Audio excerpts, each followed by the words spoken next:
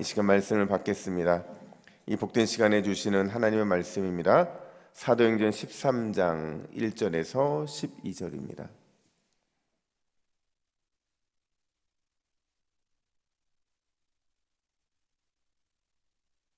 신약성경 208면에 있는 사도행전 13장 1절에서 12절 좋은 교회의 조건이라는 제목으로는 말씀을 받습니다. 1절입니다.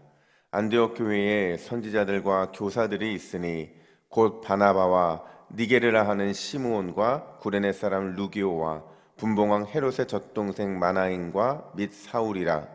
주를 섬겨 금식할 때에 성령이 이르시되 내가 불러 시키는 일을 위하여 바나바와 사울을 따로 세우라 하시니 이에 금식하며 기도하고 두 사람에게 안수하여 보내니라. 두 사람이 성령의 보내심을 받아 실루기아에 내려가 거기서 배 타고 구브로에 가서 살리미에 이르러 하나님의 말씀을 유대인의 여러 회당에서 전할세 요한을 수행원으로 두었더라. 온 섬 가운데 지나서 바보에 이르러 바에수라 하는 유대인 거짓 선지자인 마술사를 만나니 그가 총독 서기오 바울과 함께 있으니 서기오 바울은 지혜 있는 사람이라. 바나바와 사울을 불러 하나님의 말씀을 듣고자 하더라. 이 마술사 엘루마는 이 이름을 번역하면 마술사라.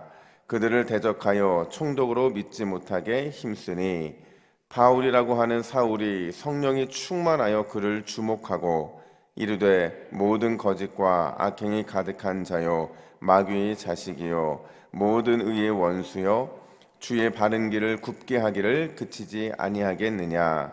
보라 이제 주의 손이 내 위에 있으니 내가 맹인이 되어 얼마 동안 해를 보지 못하리라 하니 즉시 안개와 어둠이 그를 덮어 인도할 사람을 두루 구하는지라. 이에 총독이 그렇게 된 것을 보고 믿으며 주의 가르치심을 놀랍게 여기니라. 아멘. 여러분, 진짜와 가짜를 구별하는 방법이 나름대로 다 있죠. 이게 진짜인지 가짜인지 구별하는 방법. 생각해 보면 진짜하고 가짜하고요, 뭐 그렇게 특별히 큰 차이는 없어요. 아주 작은 차이가 진짜와 가짜를 구별하게 만드는데 이런 생각이 들더라고요. 여러분, 쌀밥 있잖아요. 쌀밥에 약간의 보리가 섞여 있으면 그게 쌀밥입니까? 보리밥입니까? 잡곡은 될지언정 쌀밥은 아니죠. 그죠? 그러니까 마찬가지로 이걸 쌀배로 할지 아니면 보리밥을 할지 고민할 때 보리 조금 섞여 있는 그것 때문에 보리밥이 된다는 거죠. 또 여러분의 차에 진짜 휘발유가 있는데 그 휘발유에 1%의 다른 것이 섞여 있다고 한다면 그게 진짜 휘발유일까요? 유사 휘발유일까요? 그 1% 때문에 유사 휘발유가 되는 겁니다. 신앙도 마찬가지죠. 우리의 신앙이 99% 바르다고 해도요, 이 잘못된 1% 이게 우리의 신앙을 늘 문제를 일으킬 수 있다는 거예요. 교회도 마찬가지죠. 99%가 온전해도 그 1% 때문에 주님의 몸된 교회가 흔들리고 무너질 수도 있다는 사실을 우리는 기억해야 된다는 거예요. 결국 우리는 우리의 삶에서 뭘 찾는 게 신앙생활의 숙제냐면 우리를 무너뜨리게 만들고 우리를 자꾸 힘들게 만드는 그 1%를 찾아야만, 그래야만 우리가 주님의 참 제자가 되는 것이고 주님의 몸된 온전한 교회로 세워갈 수 있다는 겁니다. 그런 관점으로 오늘 본문을 보면 여러분, 안디옥 교회라는 이 교회는 굉장히 좋은 교회예요. 심지어 초대교회의 어머니 교회였던 이 예루살렘 교회보다 제가 생각할 때는 조금 더 건강한 것 같고 조금 더 역동적인 것 같고 조금 더 은혜로운 공동체인 것 같아요. 그러니까 예루살렘 교회는 성령이 임하고 거기서부터 교회가 시작이 됐으니까 참 그 교회는 대단한 교회인 건 맞는데 그 이후에 세계 역사를 주도했던 교회는 안디옥 교회였죠. 특별히 선교에 있어서는 더더욱 그런 모습을 드러내주고 있는데 오늘 본문에 보면 안디옥 교회가 진짜 좋은 교회인 두 가지 이유가 등장을 합니다. 오늘 우리는 이 두 가지 제목을 보면서 우리 교회도 이렇게 좋은 교회가 됐으면 좋겠다라는 기도의 제목을 삼았으면 좋겠어요. 첫 번째로 안디옥 교회는요, 성령의 인도하심에 온전히 순종하는 교회였다라는 겁니다. 성령의 인도하심에 온전히 순종하는 교회였다는 거죠. 여러분, 성령의 인도하심을 받는 거랑 다른 반대의 말이 뭘까요? 성령의 인도하심과 반대되는 말. 이거는 뭐 마귀가 역사했다 이렇게 말할 수 있는데, 궁극적으로 말하면 사람의 힘과 뜻에 이끌려 다니는 그런 교회가 성령의 인도하심을 받는 교회랑 다른 반대 개념이라는 거죠.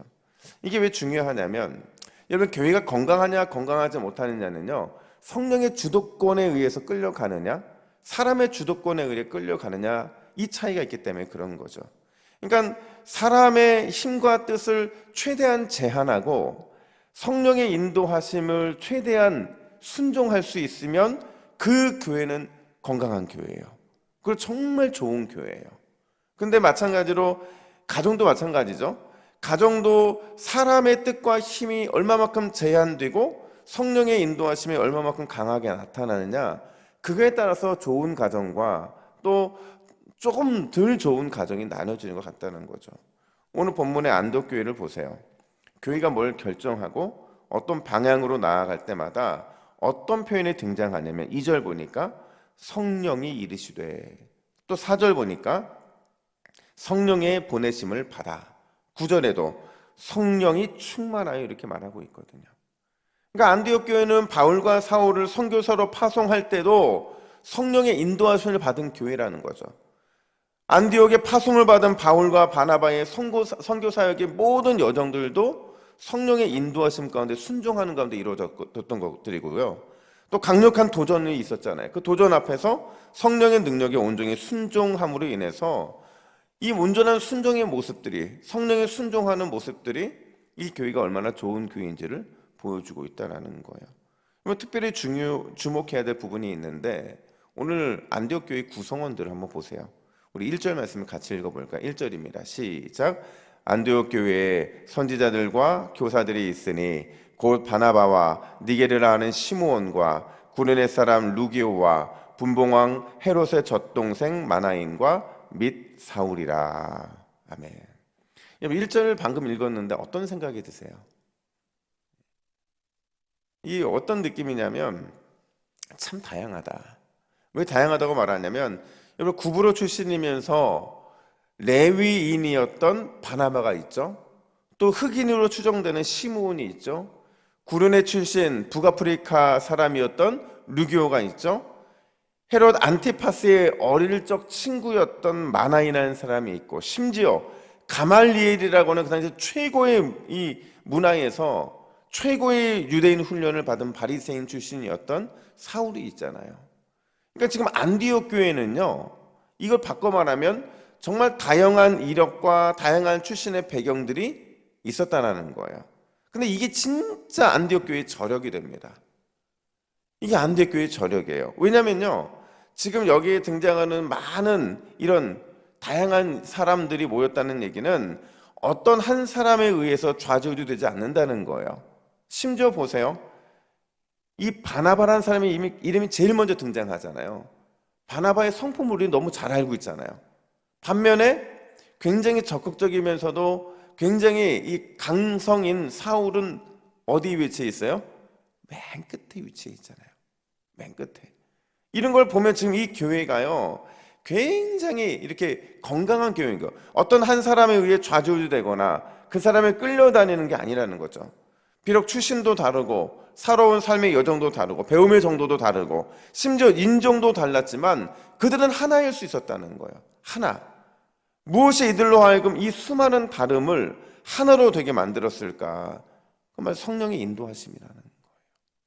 성령의 이들 가운데 역사하셔서 이들을 인도하여서 이들이 성령의 뜻에 순종할 때 이 안디옥 교회가 건강하게 세워질 수 있었고, 그 하나됨을 통해서 지금 교회들 중에서 가장 먼저 선교사를 파송하는 그런 교회가 되고 있잖아요.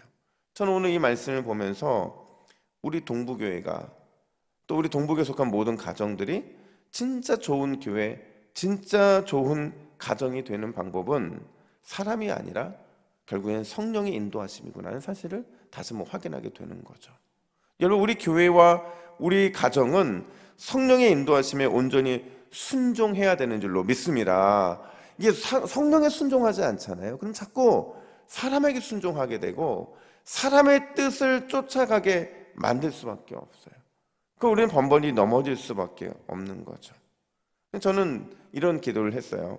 담임 목사님 저도, 그리고 우리 사랑하는 장로님들도 성령의 인도하심에 온전히 순종하고, 우리 권사님들도, 또 우리 안수 집사님들도 성령의 인도하심에 온전히 순종하고, 또 가정에서는 부모와 자녀들이 성령의 인도하심에 순종하면 우리 교회와 우리 가정이 얼마나 더 건강하고 얼마나 더 아름다운 공동체가 될 수 있을까.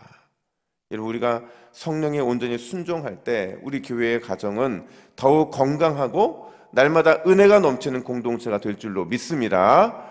이걸 기억해야 돼요. 진짜 성령의 인도하심만 순종하는 교회 가정 되게 하여 주시옵소서.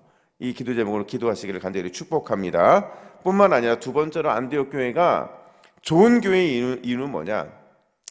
전투할 줄 아는 교회였다는 거죠. 전투할 줄 아는 교회. 그러니까 제대로 싸울 줄 아는 교회였다는 거예요. 이 말은 바꿔 말하면 싸움이 될 만한 일에 싸우지 않았다는 거예요. 싸워야 될 때 진짜 싸울 수 있는 교회가 바로 안디옥 교회였다는 거죠. 오늘 본문에서는 안디옥 교회가 직접적으로 전투하는 모습은 보이진 않아요. 근데 왜 안디옥 교회를 전투할 줄 아는 교회라고 말을 하냐면, 안디옥 교회 대신 그들이 파송한 바나바와 바울이 이 바보라는 지역에 사역하는 걸 보면 지금까지 안디옥 교회가 어디에 집중하고 있었고 어떻게 영적 전투에 임했는지를 우리는 확인할 수 있기 때문에 그렇다는 거죠. 자, 보세요. 바나바와 바울이 복음을 전하는데 이 바보에서 총독 서기오 바울에게 복음을 전합니다. 근데 이 총독 서기오가 7절 보니까 이 복음에 대해서 굉장히 긍정적인 반응을 보이는 거예요. 그러니까 얼마나 희망이 생겼겠어요. 이 총독 서기오 바울이 복음으로 무장하면 이 바보라는 지역은 당연히 복음이 들어갈 수 있는 통로가 생기는 거거든요. 근데 아니나 다를까 이때 사단이 틈타잖아요. 우리 8절 말씀을 볼까요? 8절 같이 있습니다. 시작. 이 마술사 엘루마는 이 이름을 번역하면 마술사라. 그들을 대적하여 총독으로 믿지 못하게 힘쓰니. 대적했다 이렇게 말하고 있어요. 회방했다는 거죠. 믿지 못하도록 아주 적당하게 그 마음을 막 흐트러 놓은 거예요. 그러니까 복음에 들어왔다가도 결실을 못 맺고 떨어지는 일들이 반복됐을 거라는 거죠. 근데 그때 바울이 성령의 충만한 가운데 뭐라고 말을 하느냐? 우리 10절과 11절을 우리 함께 읽습니다. 시작. 이르되 모든 거짓과 악행이 가득한 자요 마귀의 자식이요 모든 이의 원수요 주의 바른 길을 굽게 하기를 그치지 아니하겠느냐? 보라, 이제 주의 손이 내 위에 있으니 내가 맹인이 되어 얼마 동안 해를 보지 못하리라 하니 즉시 안개와 어둠이 그를 덮어 인도할 사람을 두루 구하는지라. 아멘.